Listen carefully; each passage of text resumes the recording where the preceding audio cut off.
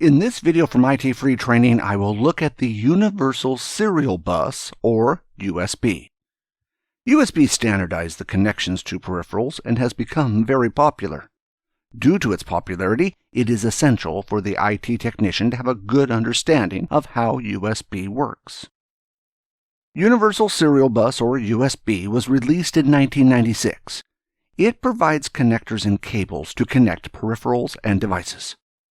USB was originally designed to replace the PS2 plug, which was used for the keyboard and mouse. The PS2 connector was limited to only being able to be used for keyboard and mouse. USB was designed to support any device that was manufactured to be compatible with USB. For example, USB could be used for USB sticks, connecting printers, or even your mobile device. USB was designed to be hot swappable. This means that you can connect and disconnect devices from your computer without rebooting the computer. USB is also auto-configurable. In the old days of computing, interrupts, ports, and other settings would need to be configured. However, with USB, the resources the device requires are automatically allocated. Nowadays, USB has become very popular, and it would be hard to find a computer that does not have at least one USB port. USB is used to connect every device you could think of to your computer. Let's have a look at how it works. At the heart of USB is the USB host controller. The USB host controller provides an interface to communicate with the hardware. Each host controller has one root hub. Regardless of how many USB controllers you have, the operating system will communicate with the USB controller using a standard interface. In this example, there is one chip in the computer that provides a USB host controller. Nowadays, the USB host controller will not be a separate chip, but will most likely be found in the north bridge. In some motherboards, the newer, faster USB 3 controller would be found in the north bridge, and the older, slower USB controller would be found in the south bridge. I will look at the different versions of USB later in the video. Regardless of how many USB controllers you have on your motherboard, their versions, and if they are on one chip or more, they essentially work the same way. Each USB host controller can support a maximum of 127 devices. In the real world, it is unlikely this maximum will be reached for a number of reasons, which I will look at later in the video. To manage a large number of devices using the one USB controller, each USB controller has one or more root hubs. In this example, you can see the USB host controller is connected to the root hub. The root hub is then connected to the physical USB ports. The USB host controller may support more physical ports than what are available on the motherboard. It is up to the manufacturer of the motherboard to determine how many physical ports they are going to support. Now, you may be thinking, if one controller can potentially support 127 devices, there are no motherboards on the market that have anywhere close to 127 USB connectors.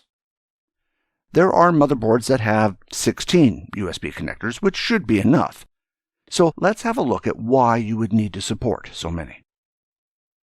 USB has the ability for one port to be expanded to many ports. This is the same principle as a power strip. Shown here is a USB hub. This USB hub allows one USB connection to be split into 4 connections. USB hubs can be separate devices like this one, or can be included in devices like computer monitors and keyboards. The USB hub has an input port, which is referred to as an upstream port. This will be connected directly to the computer or another USB hub. In the case of this USB hub, there are 4 downstream ports which devices or other USB hubs can be connected to. In this case, a USB thumb drive is connected to one of the ports. Another one of the ports is connected to a second hub. In a previous video, we looked at what would happen if you connected multiple power strips together. Let's have a look at the problem that may occur if you connect multiple USB hubs together. USB is designed to allow up to 5 tiers. In this case, you can see that I've connected 4 USB hubs together. When I did this, the computer was able to access the USB stick plugged into the last USB hub. The point to remember is that the computer contains a root hub. This root hub is essentially the first hub in the chain. So essentially this means that a maximum of 4 USB hubs can be added, the one inside the computer plus 4 additional ones, making a total of 5. USB officially supports 5 tiers, but this may or may not work. I would not recommend daisy-chaining USB hubs together like this. Computers nowadays come with a lot of USB connectors. If you need more USB connectors, then you increase the number with a USB hub. If you need 2 or more USB hubs, consider plugging each USB hub into different USB ports rather than daisy-chaining them together.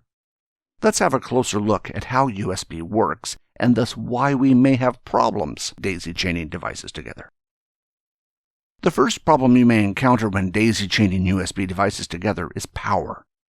A single USB port on your computer will supply 100 to 500 milliamps of power. Essentially, when you plug devices into your computer, the device will use a minimum of 100 milliamps, but can draw up to 500 milliamps if it requires it. The device that is used will determine how much power it will require. Devices that do not have an external power supply will most likely require more power. For example, a USB hard disk that draws power from the USB is most likely going to use more power than a USB stick, as it needs power to spin the hard disk platters. Now let's consider what happens when you use a USB hub. Like before, the USB can draw up to 500 milliamps of power from the computer. In order to power the USB hub, 100 milliamps are required. Each port will use a further 100 milliamps. This essentially means that a basic USB hub is limited to 4 ports, as power is divided up as follows: 100 milliamps for the hub, 100 milliamps for each port, making 400, which is a total of 500 milliamps. You may remember from a previous video, we looked at what would happen if you combine multiple power strips together. However, unlike power strips, USB will not draw more power than the maximum amount. So, by combining multiple USB hubs together, you won't risk overloading the power in the computer. What then happens when you plug in a device that requires more power than the USB hub can deliver? Unlike a power strip, which will draw more power and potentially overload a circuit, a USB device will simply not work. The operating system you are using will give you a message telling you there is not enough power to operate the device. So how do we get around the power issue while also being able to use a USB hub with more than 4 ports? When purchasing a hub, you can choose from powered and non-powered. A powered hub supplies power to its ports from external power. Powered hubs cost more than non-powered hubs. A powered hub generally will be plugged into a power plug, but it could be powered in other ways. For example, a hub inside a monitor will draw its power from the monitor. You can see in this example, the power plug is at the top of the hub. This supplies power to the hub and is used to provide power to each of the downstream ports on the hub. Depending on the hub, the power delivered to each port can be between 100 to 500 milliamps. The better hubs will be able to deliver 500 milliamps to all ports. Cheaper hubs may only be able to deliver 500 milliamps to a few ports, and then the output will be reduced for the other ports. For this reason, it is important to check the packaging before buying a hub to make sure it will deliver full power to all ports. The hub will be connected to the computer or another USB hub via a single upstream connection. If there is a problem powering a device on the hub, the computer should give you a message indicating this. When this occurs, check your hub is powered. Most likely the power plug has come out or the hub cannot provide enough power to power the device. The downside of using a USB hub is that since the hub is always powered, this can cause devices connected to it to also be always powered up. For example, a hard disk connected to a USB-powered hub will always be powered up even if the computer is not switched on. Some devices will go into standby if not used for a period of time. This is something to consider when plugging a device into a USB-powered hub. Or you can switch off the powered hub when you switch off the computer. If you leave the USB hub on, and if the device does not go into standby, it may keep operating even when the computer is switched off. The next thing to consider with USB is bandwidth. USB uses packets to transmit data. It works in a similar way to how networks transmit packets. If you consider a USB controller, as I covered in a previous video, it is connected to one or more USB root hubs. Each USB root hub can be connected to one or more ports. In this example, this root hub is connected to 2 USB ports. What this means is that essentially, the bandwidth from this root hub is shared between 2 ports. If you have high bandwidth on one port and a low bandwidth device on the other, this will not be a problem. However, if you put a high bandwidth device on both ports, this can cause bandwidth problems. Now consider what happens when you install a USB hub. The USB hub has 4 ports, which increases the number of ports connected directly or indirectly to the root hub to 5. This essentially means that a port on the USB hub can use almost all the bandwidth, more on that in a moment, or limited to 1/5 of the bandwidth. It all depends on how much bandwidth the other devices are using, which will determine how much bandwidth that port will get. USB uses a token method for packet transmission. What happens is the host sends out a token to each device to let it know it can communicate. If you are familiar with the old token-based networks, you know the devices on the network controlled a single token moving around the network. If a device had the token, it knows it could send data on the network. The problem occurred when the token was lost, and a new one would need to be created. Sometimes a second token would be created, and there would be 2 tokens on the network. Then 2 devices would try and transmit at once. USB gets around this problem by the USB host controller sending out a token to each device. Thus, the USB host controller always has control over who is sending and receiving data. If you have more devices on the same USB controller, this is more devices the USB controller has to send tokens to. You can see why you may not get the full bandwidth, because USB has to use some of the bandwidth to check the other devices to make sure they do not wish to send data, even though this is a small amount of time. This method also stops one device taking all the bandwidth and allows the bandwidth to be better shared between devices. A USB device also has the option to go into standby mode if it is not being used and thus will not receive any tokens until it comes out of standby. When connecting devices to a computer, bandwidth is something I will always consider. For example, for a capture card that requires a lot of bandwidth, I will generally have it plugged directly into the computer rather than connected to a USB hub. Although some computers will only have the one USB root hub, if your computer has multiple root hubs, it is worth connecting different devices to different root hubs. If I'm not sure, generally I will plug 2 high bandwidth devices away from each other. For example, plug one into the front of the case and one in the back. Otherwise, plug both in the back of the case but away from each other. Generally speaking, USB ports that are next to each other are more likely to be on the same root hub. To put everything I have covered so far into perspective, I will now have a look at the USB architecture. At the top, you have your host, essentially the computer that is providing USB functions. This is called the USB host controller. It may be on its own chip, but generally it will be included inside another chip that provides USB functions. On some motherboards, there may be 2 or more USB host controllers. The USB host controller contains the root hub. The root hub essentially performs the same functions as a USB hub connected physically to the computer. It allows 1 or more USB ports to be connected to the computer. This essentially forms the second tier, as the root hub is the first tier. To increase the number of USB ports, a USB hub can be used. This allows another tier of USB devices to be used. For example, more USB hubs or devices. When you start getting down to tier 2, you will most likely start having some power problems unless you are using a powered USB hub. The computer will output 500 milliamps of power. Remember that each USB port and hub requires a minimum of 100 milliamps of power. As soon as the number of outgoing ports on a USB hub gets above 4, you're going to have power problems. Remember, the incoming port also requires power, which makes 5 ports at 100 milliamps for a total of 500 milliamps. This effectively limits the number of ports on a USB hub to 4 if it is not powered. You are free, if you wish, to add more devices and hubs if you so choose to form another tier. Most users won't have a need to do this, but later in the video I will look into an example where it is a useful feature to have. Lastly, you have Tier 5. If you really need to, you can add more devices to this tier. In testing, I have added hubs to this tier and it worked. However, if you start daisy-chaining too many devices together, you can't expect it to work. You may or may not get lucky if you try to do this.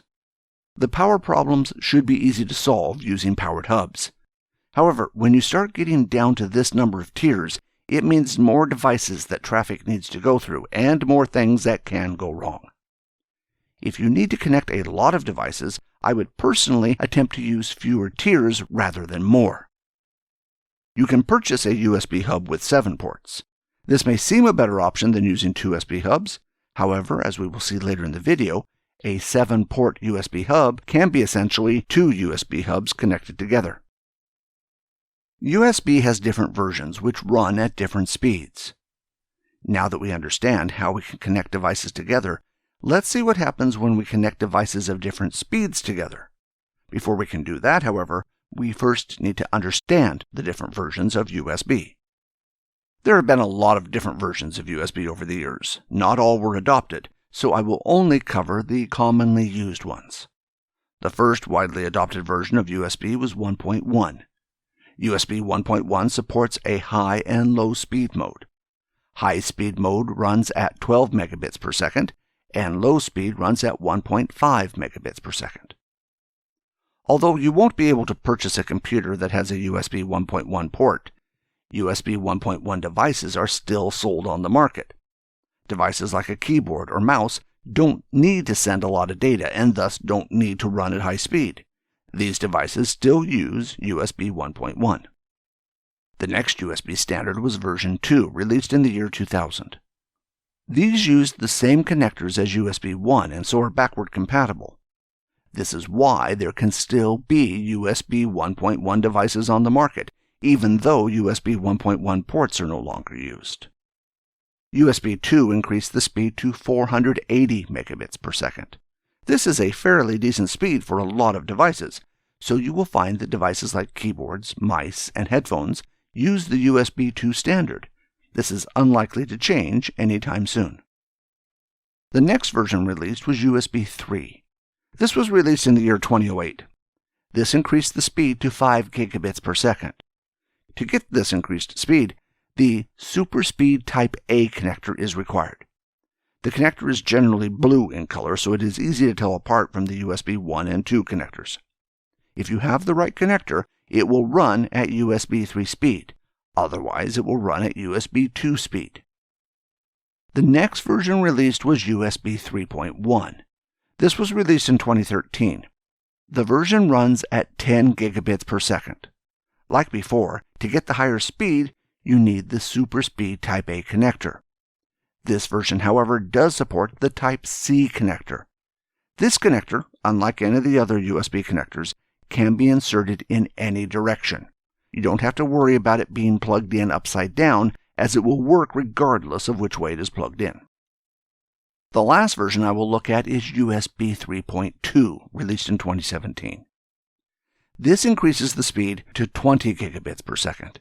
In order to get this speed, however, you need to use the Type C connector. The Type C connector has an additional data line. Without this extra data line, USB 3.2 cannot get the extra speed. So this is why the Super Speed connectors will be backward compatible, but it will not run at 20 gigabits per second. I think the different USB versions are pretty easy to understand. So let's have a look at how manufacturers have made some changes to make things really confusing. This information you don't need to know for the CompTIA exam. However, if you are purchasing USB products, it is good to know. So essentially what happened is there have been a number of name changes to USB 3. To start with, USB 3.0 is also called USB 3.1 Gen 1, Gen meaning generation. They then decided to change the name to USB 3.2 Gen 1. So if you purchase a motherboard which has USB 3.2 Gen 1 ports, this essentially means that it is a USB 3.0 port. To make things more complicated, the marketing name used was 3.0 Superspeed USB for USB 3.0. So if you purchase a USB device, you may see it called Superspeed USB rather than USB 3.0. Confused yet? I would suggest referencing this table if you are buying a USB device, so you know what you are buying, as the name could be any one of those listed. To make things more complicated, USB 3.1 was also called USB 3.1 Gen 2. This later changed to USB 3.2 Gen 2. The marketing name, however, is Superspeed USB 10 gigabits. For the CompTIA exam, you only need to know the version numbers. That is, version 3, 3.1, and 3.2. Lastly, USB 3.2 was changed to USB 3.2 Gen 2x2. This is because it has 2 data lanes, so the name references this fact. Lastly, the marketing name for this is Superspeed USB 20 gigabits per second. You will be happy to know that this is the last time that I will reference this table in this course. I will simply use the names USB 3, USB 3.1, and USB 3.2. For the CompTIA, this is all you need to know. The only time you will need reference this information is when you purchase a device or when buying a motherboard, so you know what you are purchasing. The next topic I will look at is compatibility. USB 2 is backward compatible with USB 1. If you plug a USB 1 device into a USB 2 port, it will work. USB 3 devices are backward compatible with USB 2. When I say USB 3, I mean 3.0, 3.1, and 3.2. That is all the different versions of USB 3. Since USB 2 is compatible with USB 1, then USB 3 is also compatible with USB 1. To get the max speed, you will require the Superspeed or Type-C cable. If you plug in a USB 2 cable, it will still work. You just won't get the max speed. You may find that some USB 3 devices won't work with USB 2. This won't be a hardware problem, it will be a problem with the software. For example, digital capture devices require a lot of bandwidth, and the software won't work with USB 2 because it is not fast enough. This won't prevent the device from installing, but when you run the software, it will say it needs the extra speed of USB 3 to work. In most cases, you will find the device will still work, it will just run at a lower speed. To summarize, USB is backward compatible. If you are using the wrong cable, it will still work, but the speed will be lower. Next, I'll have a look at how USB supports compatibility. To understand how USB handles different versions, consider this root hub that is connected to 4 physical ports. The root has USB 2 and USB 3 ports attached to it. On the first port, a keyboard is attached. The port is a USB 2 port. The keyboard is a USB 1.1 device, so the port will set its speed to USB 1.1. The next port has a USB stick that supports USB 2. For this reason, the USB 2 port will run at USB 2 speed. The next port is USB 3, which has a USB 2 storage device attached, so the port will run at USB 2 speed. The last port is USB 3 and has a USB 3 mobile device attached, so it will run at USB 3 speed. So essentially, the port has matched the speed of the device attached. If you are familiar with networking, this is the same principle when you plug a network card into a network switch. The network switch will change the speed of the port to match the network card that is attached. Like network equipment, the root hub uses a buffer. The buffer is what allows the port to run at different speeds. Remember that a root hub has a single upstream port. The buffer is used to manage the different speeds so the data can be packaged into the upstream port. This is a little different from a networking device, as the root hub polls the device and tells it when to transmit. A network device, in contrast, cannot control this. However, it can ask a device to slow down if it is transmitting too fast. So far, we have looked at USB in a master-slave configuration. That is, the computer or the root hub is the master device with slave devices attached. However, this may not always be the case. Before I look at how this is achieved, I will first have a look at the different connector types used by USB. The first type is the master connection type. The second type is the slave connection. Devices like keyboards and mice use these kinds of connections because they never need to access other devices. The device is essentially a slave device which is controlled by the device it is plugged into. The most common connection is the Type A connection. This supports USB 1 or USB 2. Having a different plug means it cannot be plugged in the wrong way. The plug itself is quite large, so not practical for smaller devices. For this reason, the mini plug and the micro plug were created. These plugs were smaller and thus useful for smaller devices like mobile devices and cameras. Both support USB 1 or 2. The plugs essentially use the same wires in the cable and do not change. Only the shape of the plug changes. For this reason, any of the master plugs can be connected to the slave plugs. With the introduction of USB 3, more wires were needed. However, it was desirable to be compatible with USB 2.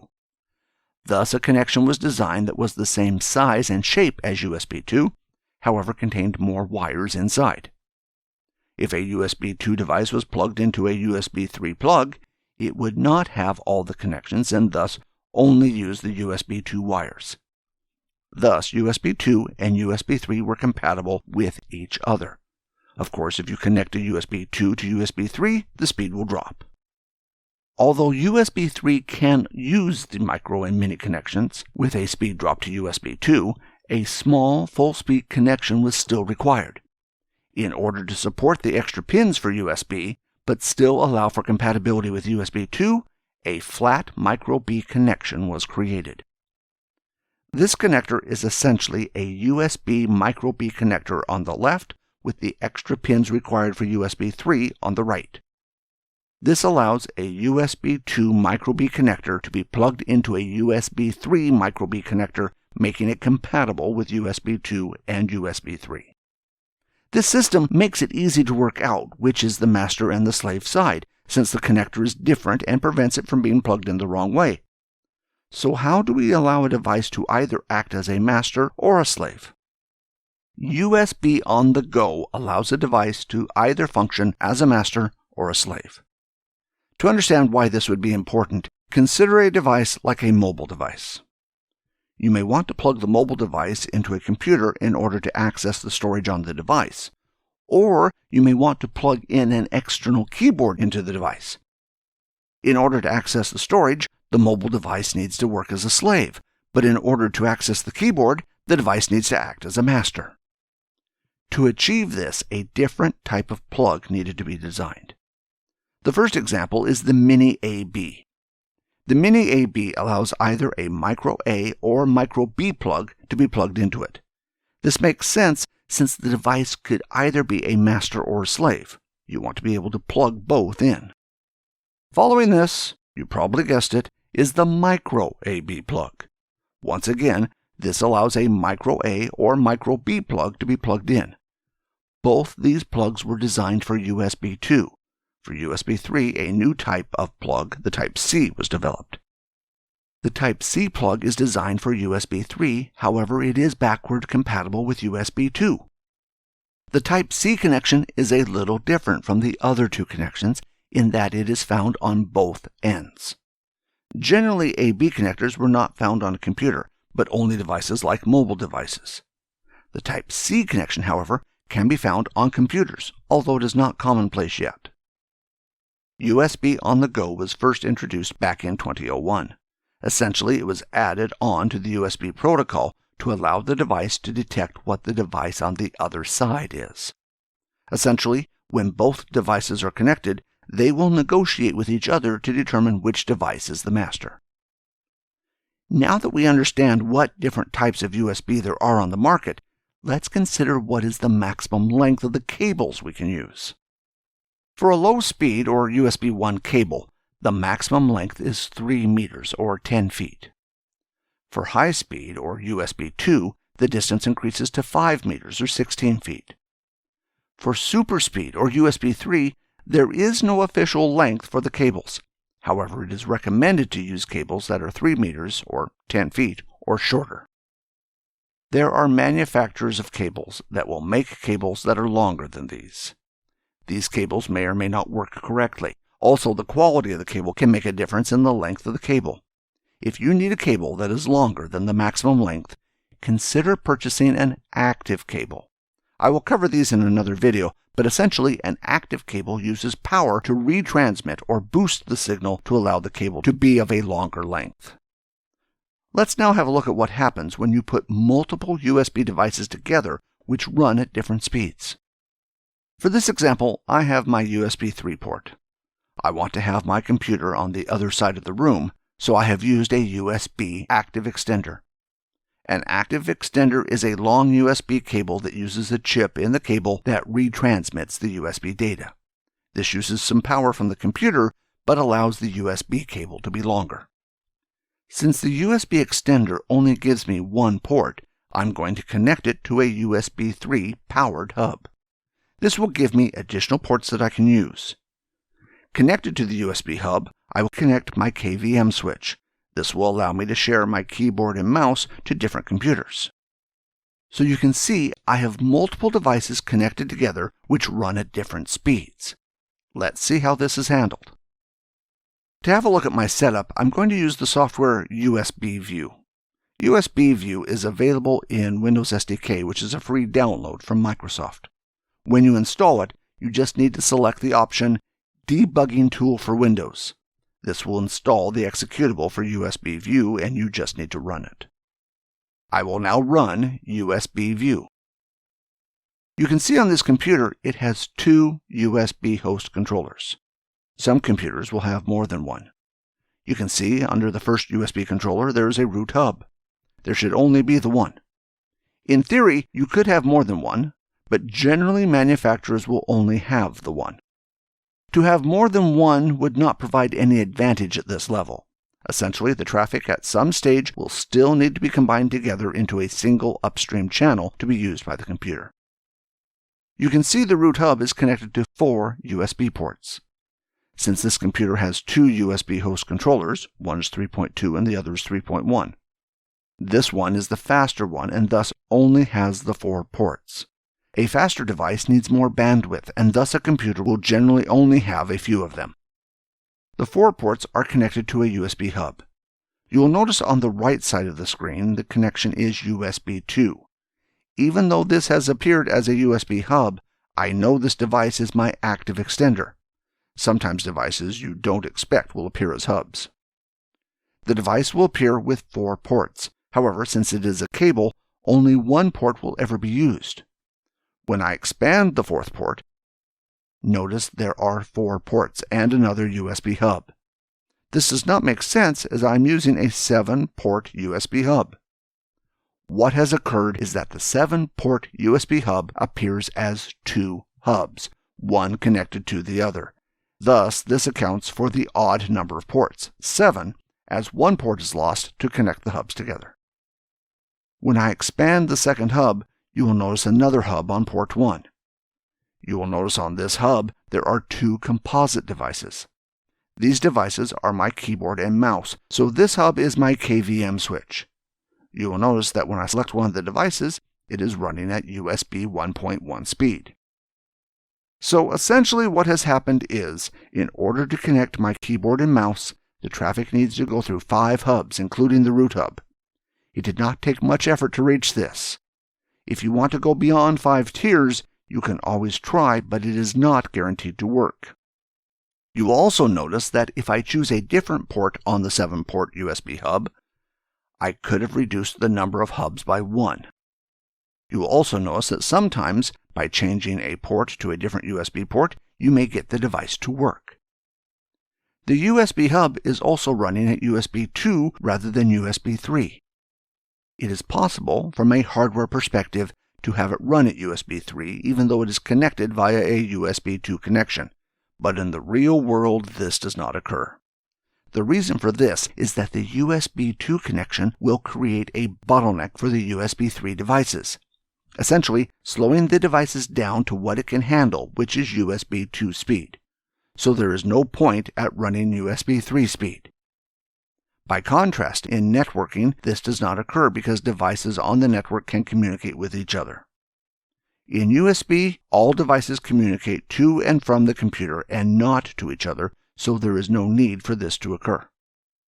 To put it in simple terms, when you connect a low-speed device, all devices after that device will need to reduce to the speed of that device.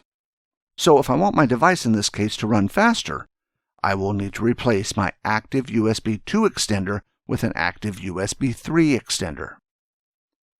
I will now have a look at the second USB host controller. Notice that this controller has 26 ports connected to it. Only the fast USB connectors were on the first host controller. For example, this motherboard has a Type-C connector. On this device, I have a pair of headphones connected, which you can see has appeared as a USB 1.1 device. You will notice further down there is another hub. This hub is connected at USB 3 speed. This is an interesting one. These ports are the USB ports on the front of my computer. So, in my previous example, if I connected my USB extender to this port, this would have added to the number of tiers by 1. Something else to consider when connecting USB devices. You never quite know how they are connected in the computer. Sometimes a physical connection to the computer will be connected not directly to the root hub, but to a hub that is connected to the root hub. You will notice that there is another hub with a mass storage device connected. On this computer, I have a card reader attached. This card reader has a memory card in the reader which has been detected as a mass storage device. You will notice that this device has also appeared as a USB 3 device. Since there are no USB connections between it and the computer, it can run at full speed. There is one more property of USB 3 that I want to look at. To see this, I will disconnect my USB 3 hub and plug it into this USB host controller. You will notice the USB 3 hub has appeared connected to port 3. However, notice that it is working at USB 2 speed. That should not be the case since it is connected directly to the computer. You will notice that there is another USB hub connected to port 19, which is at USB 3 speed. What happens with USB 3 devices is that they have USB 2 and USB 3 hardware in them. They appear as both USB 2 and USB 3 devices. Essentially, the hub is connected to the computer via a USB 2 and a USB 3 connection running over the same cable. USB 2 devices will be connected to the USB 2 hub, and USB 3 devices will be connected to the USB 3 hub. When I connected it using the USB 2 active extender, essentially the USB 3 hub did not install because the connection did not support it. This is how USB 3 supports USB 2 and USB 1.1 devices. Essentially, USB 3 hardware supports both in the device, and it is up to the computer to connect to which one it wants to use. In the case of USB hubs, it will connect to both. I hope you've enjoyed this video from ITFreeTraining on USB. Hopefully, we helped you understand it better. Until the next video from us, I would like to thank you for watching.